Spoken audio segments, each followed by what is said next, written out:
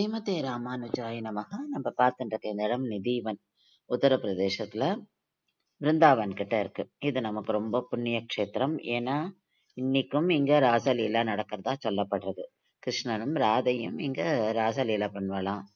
இங்க ஒரு ஒரு செடியும் ஒரு ஒரு கோபிமார்கள் அவெல்லாம் சேர்ந்து கிருஷ்ணனோடையும் ராதையோடையும் ராசலீலா பண்றதா நம்பப்படுறது.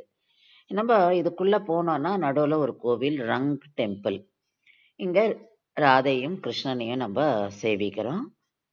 அப்ப பிரகாரம் வரும்போது நம்ம இந்த அதிசயமான செடிகளை பார்க்கிறோம். இதெல்லாம் துளசி செடி. இந்த செடியை பார்க்கும்போது எப்படி இருக்குன்னா என்டாங்கிள்டா இருக்கும், இன்டர்லாக் பண்ண மாதிரி இருக்கும், பெண்ட் பண்ணியிருக்கும். இதுல இன்னொரு அதிசயம் என்னன்னா மண்ணு ட்ரையா இருக்கும். ஆனா இந்த இலைகள் அப்படியே பச்சை பச்சைன்னு இருக்கும். அது பச்சை பச்சையா த்ரூ அவுட் த இயர் இருக்கும். இதெல்லாம் தான் இங்க நம்ம பார்க்குற அதிசயங்கள்.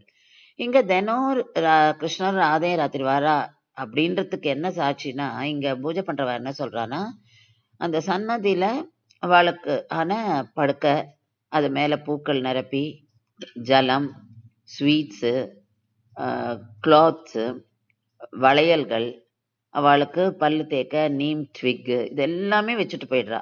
மத்த நாள் காத்தால இந்த பூட்டின கதவை திறந்து உள்ள பார்த்தா இது எல்லாமே யூஸ் பண்ண மாதிரி இருக்கும். அதாவது எல்லாமே கலைஞ்சு இருக்கும்.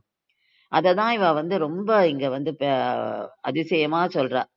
அந்த பூக்கள், அந்த வளையல்கள் அதெல்லாம் மத்த நாள் வர பக்தர்களுக்கு பிரசாதமாவும் கொடுக்கறா. இந்த ஒரு செடியுமே துளசி செடி, ஒண்ணுமே கோபியர்கள்.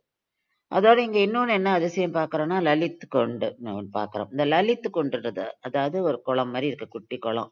அது கோபியர்களுக்கெல்லாம் தாகம் எடுக்கிறதுனால கிருஷ்ணரால கிரியேட் பண்ணப்பட்ட குண்டு அது. இந்த மாதிரி நிறைய அதிசயங்கள் கொண்ட இடம். இங்கதான் சுவாமி ஹரிதாஸுக்கு பாங்கே பிஹாரி, அதாவது பெருமாளுடைய விக்கிரகம் பெருமாளாலேயே கொடுக்கப்பட்டது.